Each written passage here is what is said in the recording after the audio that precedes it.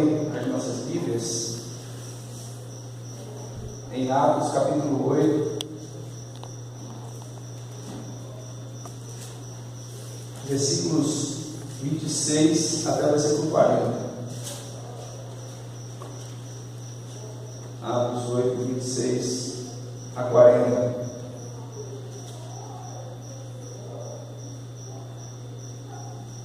Diz assim: Filipe e eunuco.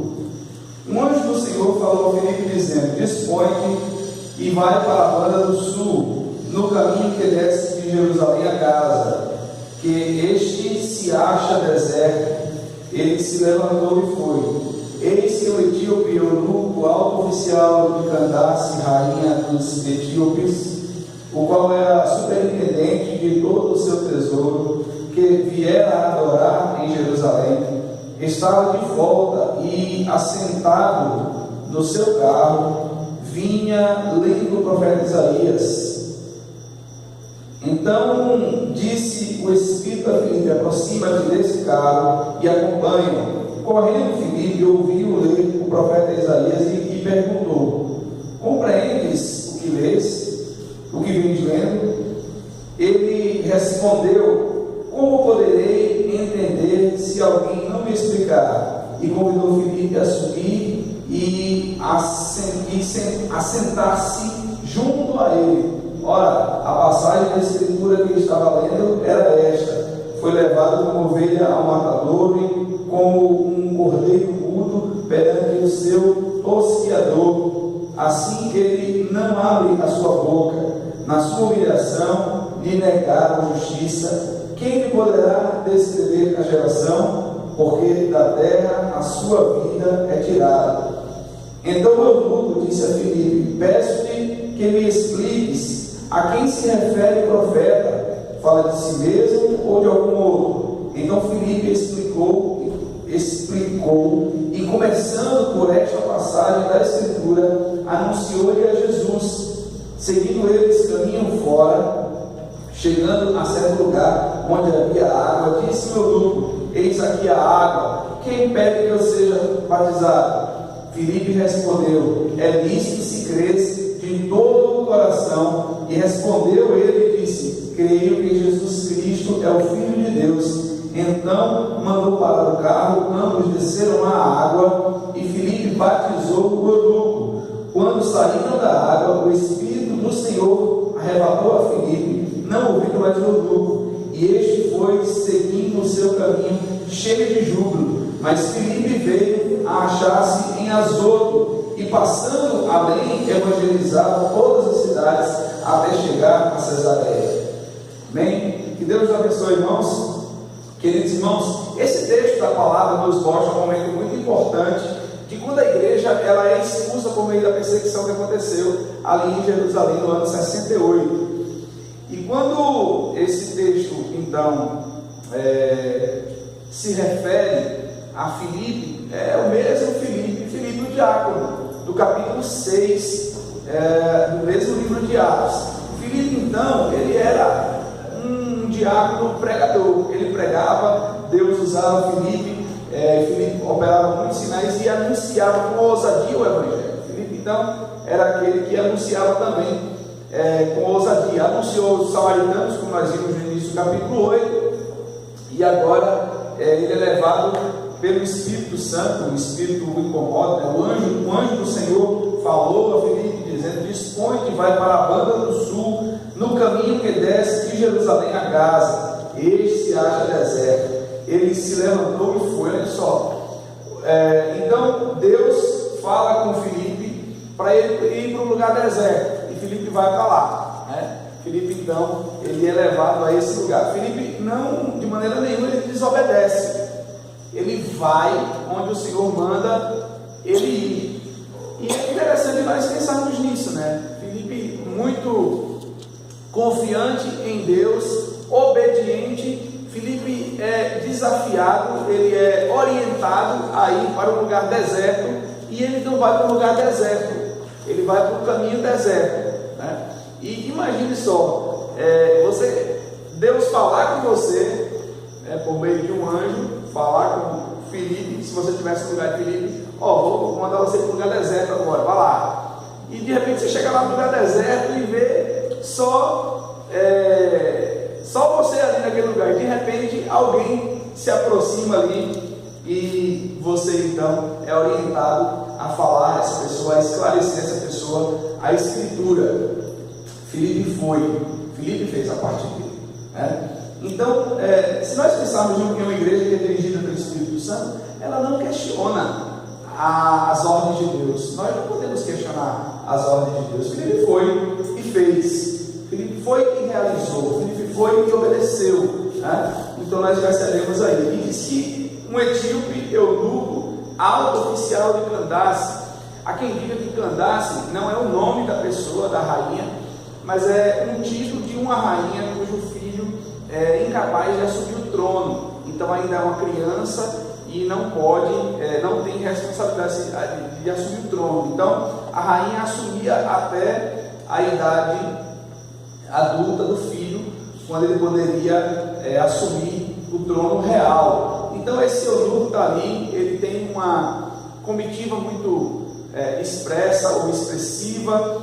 Ele está num carro, então nós percebemos que não era qualquer pessoa, era alguém que guardava o tesouro da rainha, era alguém de uma responsabilidade muito grande. E então aquele cidadão etíope, ele tinha sido evangelizado, se é assim que eu posso dizer, por judeus, porque ele estava indo para Jerusalém adorar, né? Então ele era um prosélito. Prosélito é alguém que é ganhado para determinada fé, para determinada religião. Então esse eunuco, ele era um prosélito e ele estava indo estava retornando em Jerusalém. Diz o texto aí, né, que viera adorar em Jerusalém. Então já estava aí de retorno, né? Ele estava de volta, como diz aí o versículo 28. E o Espírito então ele fala com Filipe: aproxima-te desse carro e acompanha-o.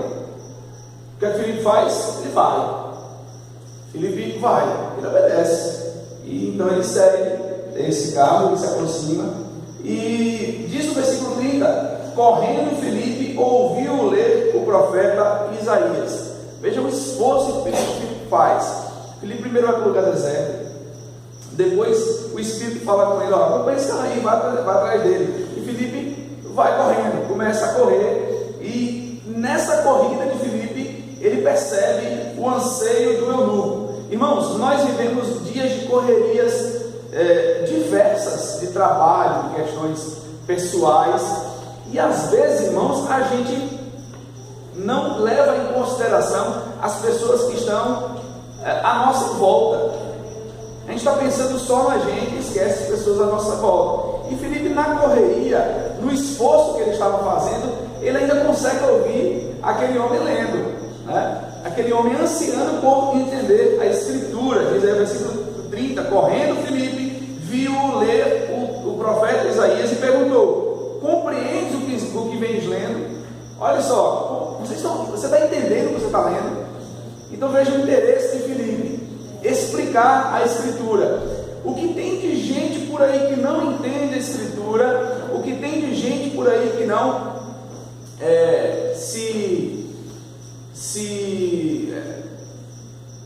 não está compreendendo o que está lendo, né? se limita no entendimento. Então Filipe vai lá e vai lá e explica aquela pessoa, assim como nós também devemos fazer. Hoje estava numa aula lá, e a gente falando sobre diversidade cultural na aula, e eu achei muito interessante que entrou a questão da colonização e entrou a questão das religiões, porque as igrejas evangélicas e a igreja católica chegaram e agora mudaram as religiões originais do Brasil, a religião afro, a religião indígena, e não tem que deixar do jeito que é e tal, porque elas pensam no dinheiro. E aí eu tive que entrar, né, falando, né, sobre o assunto, né? E aí nós falamos que hoje as missões, principalmente as missões presbiterianas, elas têm o cuidado de entrar, aprender a língua do indígena, aprender os sons. Aí para isso estuda-se fonética, estuda-se linguística, para poder observar aquilo que é dito por aquelas tribos, que não tem a língua grafada, ou seja, escrita. E então os missionários presbiterianos ouvem, aprendem, escrevem a língua e alfabetizam os índios na própria língua dos índios, sem mudar, sem trazer um outro idioma. Olha, o seu idioma é ruim, o meu idioma é melhor. Ronaldo Lidório fez isso e hoje também é feito assim lá na Amazônia, na missão Managé. Então, a proposta é, não, a gente quer preservar ao máximo a sua cultura, mas a gente quer ensinar o Evangelho a vocês, né? Então, ensinar o Evangelho. E entrou nessa coisa, e aí na hora eu ouvi uma parte, e depois eu comecei a falar sobre as missões, sobre o objetivo das missões, né? Lógico que sem entrar em muitos detalhes, mas defender essa ideia imperialista, colonizadora dos missionários em alguns povos. Então Filipe se aproxima do carro do eunuco. Na correria, Filipe ainda consegue entender o que o eunuco está lendo e pergunta: você está entendendo o que você está lendo? Veja a disposição de Filipe em obedecer a Deus e em orientar o perdido. Aquele homem estava perdido, embora ele estivesse ansiando por conhecer mais a Deus, mas ele estava perdido, ele era somente um religioso, ele era um prosélito. E diz o texto aí, a resposta do eunuco ele respondeu: como poderei entender se alguém não me explicar? E convidou Filipe a subir e a sentar-se junto com ele, ou junto a ele. Irmãos, nós precisamos também ter a sensibilidade de perceber que as pessoas estão perdidas e que querem encontrar na religiosidade razão para suas vidas. Só que a religiosidade hoje geralmente funciona como um desencargo de consciência, como uma busca, um anseio espiritual somente, sem conhecer a verdade da vida. E nós precisamos ter a sensibilidade de explicar, ouvir a Deus. Devemos ser uma igreja evangelizadora, devemos ser uma igreja que esclarece a Escritura para os perdidos. Sabe por quê? Porque muita gente acha que todos os caminhos levam a Deus, que toda religião é boa. Na verdade, a religião é algo que também é contaminado pelo pecado, pela presença do pecado. E a religião acaba confirmando aquilo que o homem realmente é, o que o coração do homem é. O coração do homem é uma fábrica de ídolos. Todos os dias vão surgir ídolos e deuses diferentes. E na verdade não é só religião. A gente quer apresentar, como Pedro mesmo disse: vocês mataram o autor da vida. A gente quer apresentar o autor da vida. A gente quer apresentar o Senhor. Então ele vinha além da passagem de Isaías, conta o capítulo 53. Então Filipe vai ali, esclarece a ele que o texto se trata de Jesus como Filho de Deus. Então, a partir dali, Filipe apresenta Jesus àquele homem, que logo em seguida para um determinado ponto e diz: aqui tem água, o que me impede de ser batizado? Aí Filipe diz assim: você crê no Senhor Jesus, né? De todo o seu coração, se você crê no Senhor Jesus, se você crê que Ele é o Filho de Deus, então você pode ser batizado. E ele diz: eu creio. Diz o texto que desceram a água, e aqui há uma interpretação errada no versículo 38, né? Então mandou parar o carro, ambos desceram a água, ou seja, para a água. Enquanto a interpretação errada de muitas denominações é que descer às águas é mergulhar, né? E na verdade não é isso, é descer para onde tem água. Possivelmente a estrada ficasse num local mais elevado do que um leito de um rio, e eles viram que tinha água ali e desceram para então o eunuco ser batizado. Então não é descer nas águas, é descer às águas, ou à água, para a água. Essa é a ideia, né? O grego traz essa preposição ek, ou seja, para a água. Então foi para a água que eles desceram, e ali então Filipe batizou o eunuco. O Espírito do Senhor tirou Filipe daquele lugar, e o eunuco ficou alegre, transbordante de alegria. Diz aí o versículo 39, né? E este foi seguindo o seu caminho cheio de júbilo. Mas Filipe veio a achar-se em Azoto, e passando além evangelizava todas as cidades até chegar a Cesareia. Então nós percebemos aí Filipe disposto. Quando eu penso nesse texto, quando o Senhor fala com Filipe, dispõe-te e vai até a banda sul, até o caminho de Jerusalém a Gaza. A gente se lembra de Jonas. Deus fala, dispõe-te e vai a Nínive. Jonas se dispôs para fugir de Nínive. E na verdade, irmãos, nós nos dispomos o tempo todo a fazer contrário à vontade de Deus. Nós nos acovardamos, nós nos calamos, nós ficamos tímidos, nós ficamos acomodados, em vez de nós nos dispormos a fazer a vontade de Deus. Nós não precisamos que um anjo venha até nós hoje e diga, vai, prega o Evangelho. Não há necessidade. O Senhor tem falado, a igreja é a sua embaixada. Nós somos aqueles que anunciam as virtudes de Deus que nos chamou das trevas para a sua maravilhosa luz. Não há mais que esperar alguma ordem. A ordem já foi dada. Vão por todo mundo e pregue o Evangelho. Vão por todo mundo e façam discípulos. Nós não precisamos mais ouvir anjos. Lembre-se, não existia Novo Testamento. Não existia a escritura do Novo Testamento.